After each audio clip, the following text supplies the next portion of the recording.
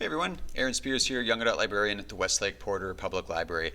Welcome to our third digital session for our Fall Teen Writers Workshop, where we are getting ready for National Novel Writing Month, which is in November, where you dedicate the month of November to putting aside time every day to work on your novel.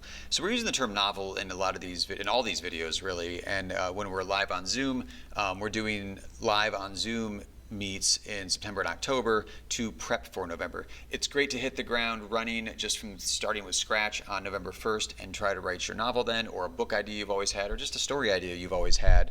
But it's really helpful to prep a little bit ahead of time so you know a little bit about what you're doing. You got some material ready to go. I've tried it both ways, different Novembers, and having a little prep once you get into like the second, maybe even the third week, and you're kind of running a little on empty and ideas and stuff, you can go back to all those notes you got and be like, ooh, I'm gonna write that one today. I'm gonna do that scene. So we're saying the word book here a lot as well, but it could just be a story you really like that you want to explore, that you've come up with, like that, oh man, that idea's always been in my head. I really want to explore that. This is the perfect time to do that. So give it a shot, see what you come up with. These videos we're doing are actually the digital version, as I mentioned, of our in-person or in-person online, in-person on Zoom programs. You still have time to catch the last one towards the end of October. They're on Wednesdays at 4 p.m. So if you can join us on Zoom, great. If not, perfectly fine. That's what these kind of on-demand videos are for on our YouTube page. So let's jump in. This is session number 3. So we are working on building conflict and outlining our plots today. So let's jump in with that. These are meant to just click play. We have built-in timers, so all you have to worry about once you've clicked play, which you are if you're listening to me and seeing me right now, is just worry about the writing. We've got the timers and the prompts all built in, so just get comfy or however you like writing, and let's get to it. So in this particular video, we are going to take a look at 3 different things in creating plots. 1, 7 types of stories. That's going to be not as interactive, but I wanted to go over the 7 types of stories because the idea that you may have could fit within one of these templates, and that's a great way to start off writing and exploring your plot and creating your plots, is if there is kind of a template there to start to work with. We're also going to do some writing prompts around building conflict and a lot more prompts around outlining your plot. So we're all going to build through all those 3 things, and by the end of the video and the writing prompts that we're going to have done for you, it's going to be a pretty well outlined story, and then you're going to be itching to jump in and really dig in and explore and write out all of these scenes that you're going to come up with today. So we're starting off with the 7 types of stories. This is actually adapted from a book called The 7 Basic Plots by Christopher Booker. You're going to recognize these, I think, as we go through them. There are 7 here that we're going to look at, and we're not going to spend a ton of time on them, but I did want to go over these because I've noticed as I have different ideas for stories over the years, like, ooh, you know what, that's the quest. And then you can look up, hey, what is the quest story structure? And it's going to give you, like I said, kind of a template to start to work with, to start plugging in your scenes. So let's run through these. Hopefully, like I said, one of these is really going to click for you. Also, you don't have to stay with just one of these. Maybe you want to cherry pick, ooh, I like this element from this one, I like this element from this one, and put all the things together for yourself there. So the first one is called Overcoming the Monster. This is where the protagonist sets out to defeat an antagonistic force, often evil, which threatens the protagonist and or the protagonist's homeland. Usually the decisive fight occurs in the monster or the evil person's lair, and usually the hero has some magic weapon at his or her disposal. Usually you may be used to slay the evil force, the evil villain at the climax here. Sometimes the monster is guarding a treasure or maybe holding another character captive, which the hero escapes with at the end. A few examples you have here, maybe in the film world, this is like the Star Wars universe. This isn't often the plot of the Star Wars universe here. Beowulf, Dracula, War of the Worlds. There's a lot of classic westerns that use this sort of thing too here. So when I say monster or overcoming the monster, it's not necessarily a physical monster. It's more just like that's your bad guy, that's your antagonist. That's the force of evil in the story. Up next is the rags to riches story. The protagonist in this seems maybe quite commonplace, possibly poor, downtrodden, miserable, but it's clear they have the potential for greatness. They either have a plan or a hidden talent or something there that's going to work out great for them in the long run. The story is going to show how he or she manages to fulfill their potential and become someone of wealth, of importance, of success, or of just happiness. The riches in this case doesn't necessarily mean physical riches, although it can. It could mean they're actually rich as far as money goes by the end, but it could also just be like their happiness. Maybe you have a poor, downtrodden, miserable artist who just really wants to be able to create their art and make a living or gain recognition, and by the end they're happy because their art is on display, or they've achieved some sort of happiness through exhibiting or creating their art. This also could be done in reverse. This isn't one of the main 7 ones that Christopher talks about in his book, but you could do riches to rags. If you think a little bit about the story of, like in A Christmas Carol, Ebenezer Scrooge, he starts off rich, presumably, hey, he's really rich, must be happy, must be well-adjusted. No, that's not the case at all. He learns that, by giving and lifting up everybody else around him and helping everybody else around him that is in desperate need, he himself becomes a better person and he becomes happy. So that's more of like a riches to rags-ish story. The classic rags to riches story you could look for, like a lot of folk tales and myths have this, Cinderella, Aladdin, Great Expectations, A Little Princess, Jane Eyre, a lot of rags to riches stories throughout classic literature, and also, just with Cinderella and Aladdin right there, you've got Disney films as well. Next up, we have the quest. This is where the protagonist and possibly companions set out to acquire an important object or get to a faraway, possibly an exotic location. They're going to face temptations and other obstacles along the way. That's what creates the bulk of the story. You could do a variation on this too, where the plot includes stories where the object that's being sought does not actually bring happiness. One of the great examples of the quest in literature is Lord of the Rings. Their quest isn't actually to get the ring. Their quest is actually to destroy the ring and bring balance to Middle-earth. So on that quest, it's not even acquiring an important object, it's destroying an important object. But you get the idea there. A lot of children's and juvenile literature has got this, Watership Down, Lightning Thief, a lot of the Percy Jackson stories that Rick Riordan is writing. Those all have very much the quest structure to them. Up next, you have the Voyage and Return. The protagonist travels to a different land that at first seems strange, but is enchanting. It's intriguing. They're curious. It's not totally intimidating or evil or scary to them at all, although you could do that as your story. That's perfectly fine. Eventually, the hero comes to feel threatened and trapped in this world and must make a thrilling escape back to the safety of their homeworld. The protagonist usually learns and grows as a result of his or her adventure, gaining invaluable life experience in the process and returning to their homeworld with that. The ultimate example I always think with this one is Alice in Wonderland, Alice Through the Looking Glass. The Alice in Wonderland story is like a perfect textbook example of voyage and return, and which is a great template if you want to use that because you want to explore a great fantasy world and take your main character through that fantasy world. This is a great kind of template to use for that particular type of story. The next two are kind of like two sides of the same coin. We're going to do comedy and tragedy, but real briefly, comedy, it doesn't necessarily mean it's a laugh a minute or laugh a page kind of thing, although it can be. It really just means that it's light and humorous character, light and humorous protagonist, a main character, with a happy or cheerful ending. Comedies do not end dark, they don't end tragic, they don't end grim, they don't even really end dramatic sometimes. They need to end wrapped up in a very specific way. The second bullet point here is all about that. Comedy is more than humor. It refers to a pattern where the conflicts become more and more confusing to the main character, but at last it is made plain and simple and a clarifying event at the end. The comedy, when a reader is done reading, it's like, oh, interesting. Oh, that's how that works. Hopefully with some laughter in there as well. That's obviously part of comedy.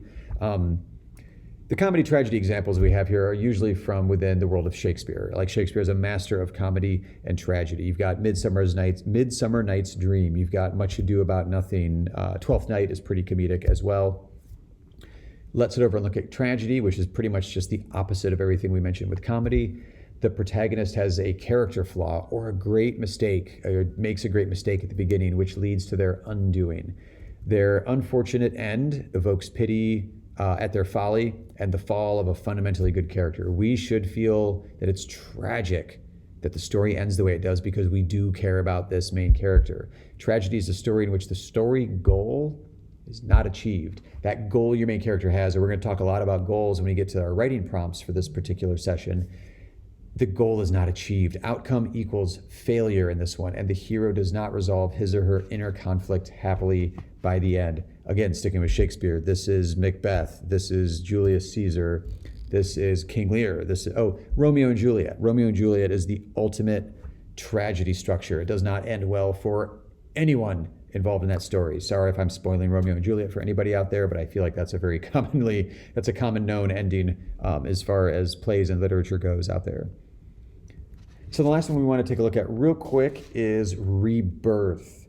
Rebirth stories show a hero. Often in previous examples here, it's going to be a female character, a heroine, who's trapped in what you would call a living death by a dark power. The villain. Things may seem to go well at first until the villain exerts full control over the hero. Darkness seems to have won. That's heading into your climax, but the hero is freed, possibly by another character's loving act or sacrifice. What is an example of rebirth? As we mentioned, Christmas Carol a little bit ago with Ebenezer Scrooge. That is character growth, and the hero is freed at the end through a loving act. But I think the best example we can go back to when we were talking about Disney with Cinderella and Aladdin earlier, Beauty and the Beast. Beauty and the Beast is a classic template for a rebirth story for a hero, or in that particular case, a heroine, to rise above and be freed by a character's loving act by the end. All right, let's jump into our writing prompts and our activities for the day. We're going to start off with building conflicts. I want you to imagine a story about someone named Jay who wants a sandwich more than anything in the world. How boring of a story is it if all Jay has to do is walk from their bedroom to the kitchen and eat a sandwich? That's not even really a story, it's more like a sentence. Told, done, there you go. It's not even a very compelling sentence, to be honest. But we need to add in some conflict. That's what's missing from this boring, one sentence story we've got. What if Jay is seriously afraid of the dark? The power is out in their house and they have to walk down a dark hallway to get to the kitchen. Once they're there, maybe they have to fight their cruel older sister, Helga, for the last 2 pieces of bread because one of you two is going to get a sandwich. Well, now this story has both external conflict and internal conflict. Well, what does that mean exactly? These are things we want to keep in mind as we start with our first writing prompt here and build some conflict. External conflict is one that is between a protagonist, the main character, and the antagonist, the villain, the evil character. The internal conflict is the fears, the insecurities that the protagonist has to overcome in order to get what they want. In the above sandwich story we were just talking about, you've got the protagonist, Jay, has a goal, eat a sandwich. Antagonist, Helga, what's her agenda? Also wants to eat a sandwich. So you have a struggle, you have a protagonist, you have an antagonist. That's an external conflict. The protagonist, the hero versus the villain.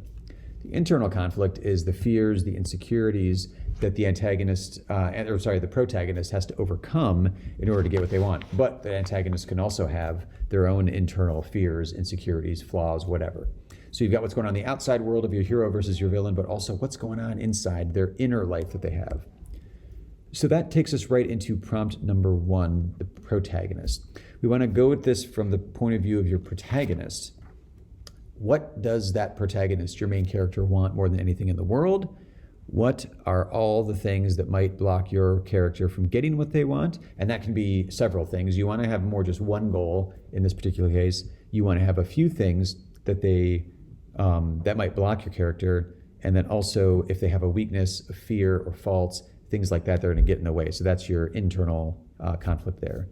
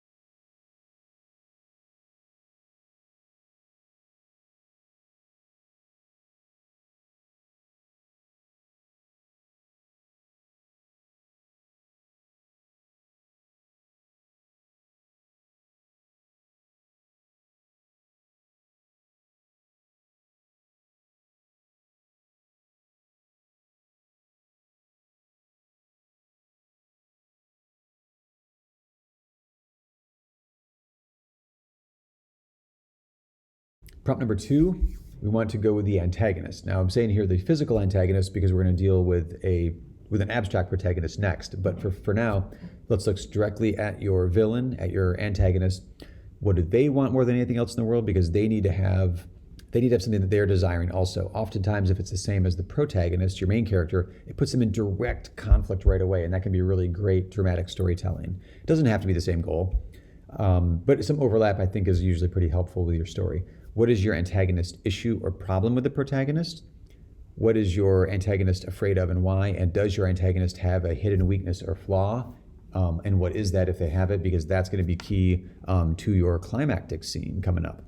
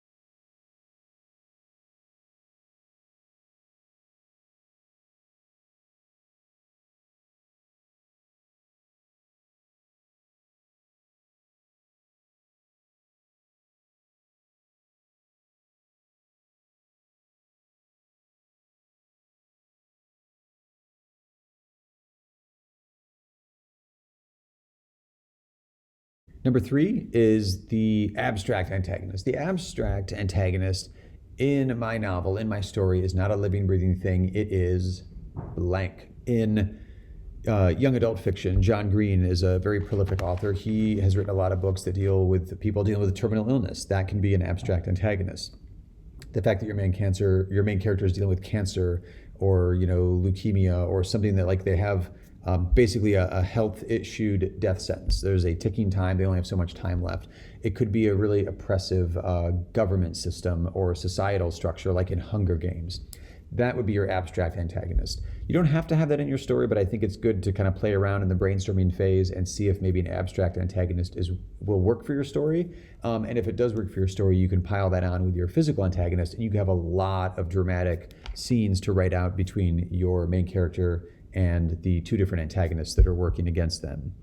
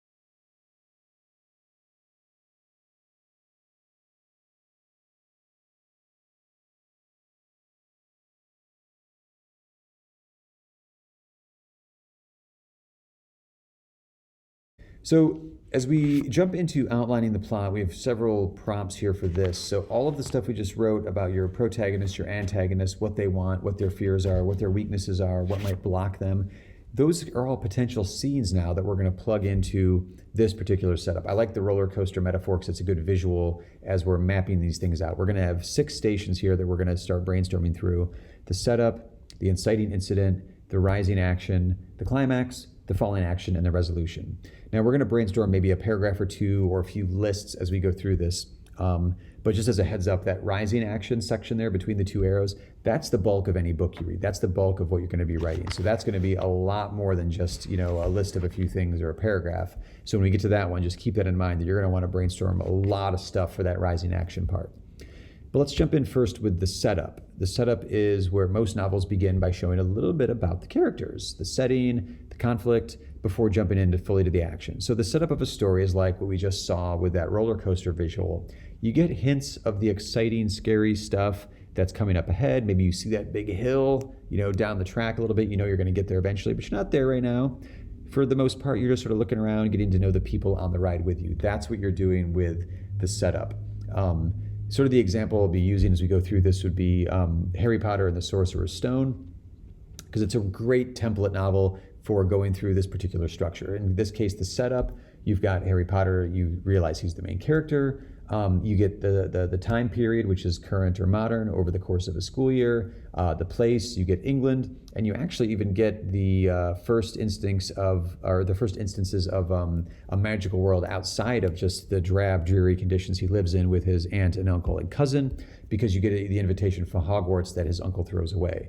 So you get a little flavor of what his life would be like without this adventure he's about to go on. That's what you're looking for with your setup. So for the prompt, we'll put a couple minutes up. In 1 or 2 paragraphs, describe a few scenes that will happen at the beginning of your book to introduce your characters, setting, main stories, your conflicts, that sort of thing. So think about showing your protagonist in their ordinary life before everything changes.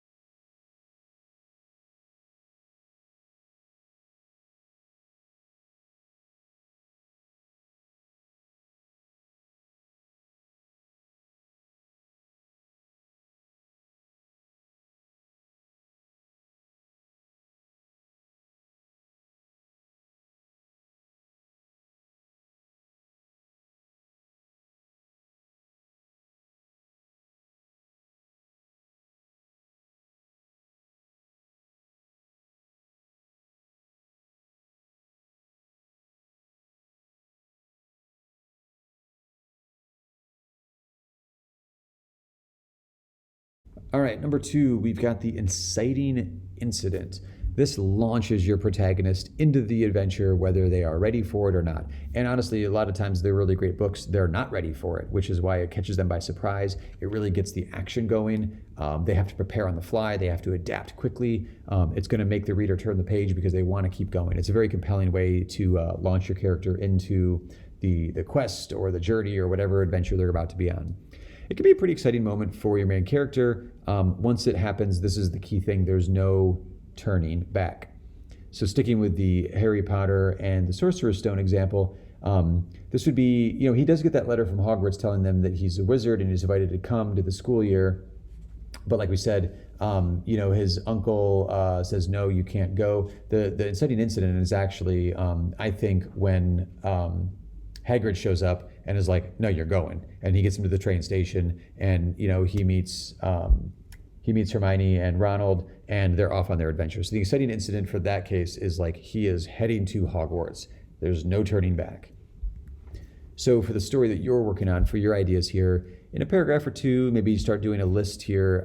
Describe the event. What is going on in the event that causes your protagonist to begin to take their adventure? The thought here is the moment everything changed for my main character was when, fill in that blank.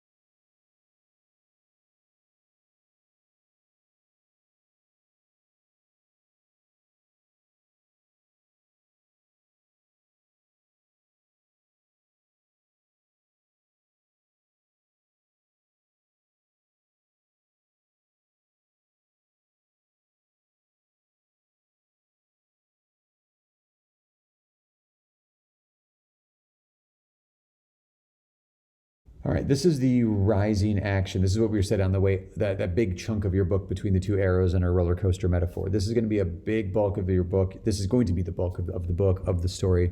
So we're going to take a little moment with this one. The rising action, it's the longest section. It's made up of many, many events. Each of them are building on each other up to the climax. So if you think back to that original thing when we were discussing or brainstorming for your protagonist, things that may block your character from getting what they want, this is when you put all those things, maybe, not all in the same scene, but you space them out. This is when you start putting all those blockers up. It's where you develop your characters, you deepen their relationships with each other, you lay out everything that happens to them before that big finish. So go back to that list you brainstormed earlier on, and that's what we're going to put into this particular section here. In the case of Harry Potter and the Sorcerer's Stone, this is when Harry discovers that the mysterious package from Gringotts is now at Hogwarts. I mean, that's only one thing, but that's a huge thing because that is propelling the story forward. And also, I would say Harry and his friends come up with their own plan to save the stone. That whole plan is set into motion. So that's the example from there of the rising action. It's they're putting together their own plans, and the action is slowly building up to that climax. So for your part in this, the prompt would be, to write out a list. Let's aim for 5 or so because we only have a few minutes here. But you're going to want more than that, obviously, events that build up to the climax of your novel. And again, go back to those roadblocks we were talking about with your protagonist in the first prompt. These are the steps that take your protagonist farther and farther and farther and farther on their journey. Keep increasing the conflict little by little. Throw obstacles in their way. Give them some hard choices to make. Maybe a supporting character comes in to help, or maybe you take away a supporting character in a tragic death or elimination, or the supporting character just says, I'm out, I'm done, and they decide to go home, but maybe return for the climax. There's all kinds of things you can do with this. So a couple minutes to kind of start listing out what are these events that are going to propel your story right up to that climax.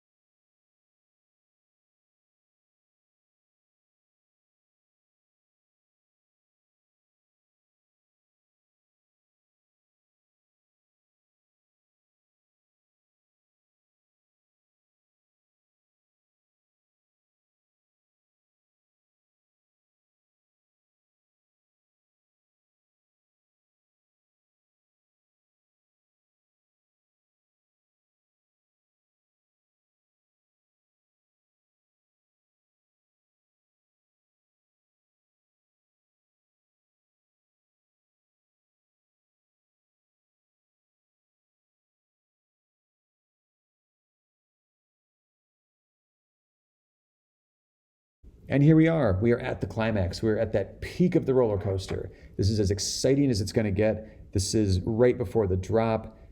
This moment doesn't really last too long. This is kind of a quick thing within the scope of the story.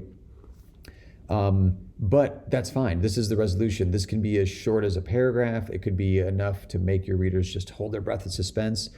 This is what everything in your story has been building up to. So going back to the Harry Potter and the Sorcerer's Stone example, this is when Harry Potter finally confronts Professor Quirrell, who in this case is being controlled by he who shall not be named. But that is the climax. That's the confrontation right there. So for your part, the prompt here is in a paragraph, again, or a list, or some notes that you want to sketch out here. Describe what's going to happen at that climax of your novel when that antagonist and your protagonist meet. This is that moment. What do they do? What happens? What's going on in that particular scene? This is the oh my gosh, what will happen next moment? The one that your readers cannot stop turning the pages to find out what is going to happen next with this climax.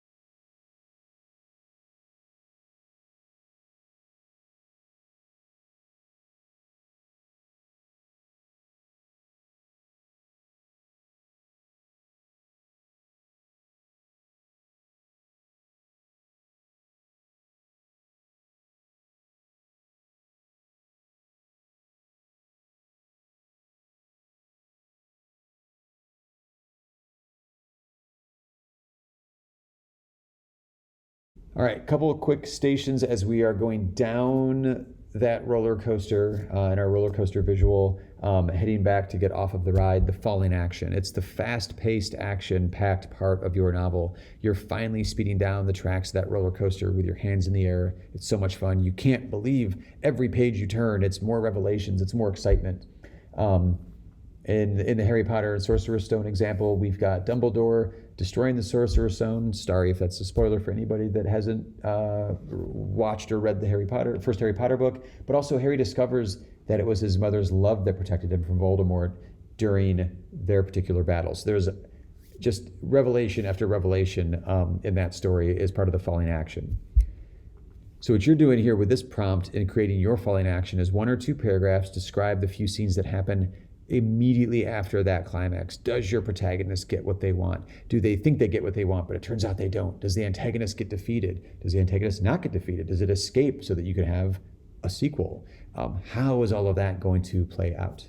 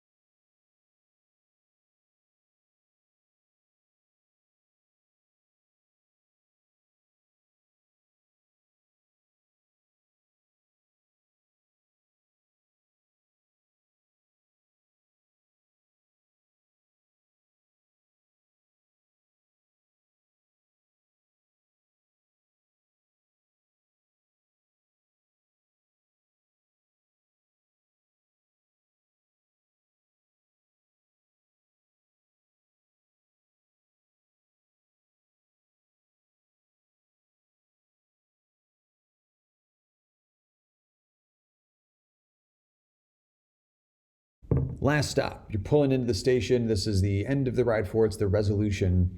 The resolution is how things work out in the very, very, very end after your protagonist gets, or possibly doesn't get, what they want. This shows how your character and their life has changed. All these adventures, the characters they met along the way, all the experiences change the way your protagonist sees the world and their place in it. So, going back for one last time to that Harry Potter example, the resolution you've got going on now is, it's kind of a bummer. I mean, we know Harry Potter is going to go back for subsequent years at the school, but like he returns to the Dursleys for the summer, and that sounds terrible. Like he's not with his friends anymore. He's not at Hogwarts anymore. The reader understands that, Voldemort is going to be a continuing threat, and to Harry and the wizarding world at large. So like it hints at more to come, but the resolution is kind of like, oh, we're back to this drab, horrible modern day England setting where Harry lives in a closet under the steps. For your resolution, though, you want in 1 or 2 paragraphs, just describe the scenes that happen at the very end of your novel. Try to show off your characters and how their world has changed. What is normal life for them now that they've gone through all of these adventures and made new friends, met new characters, all of that stuff.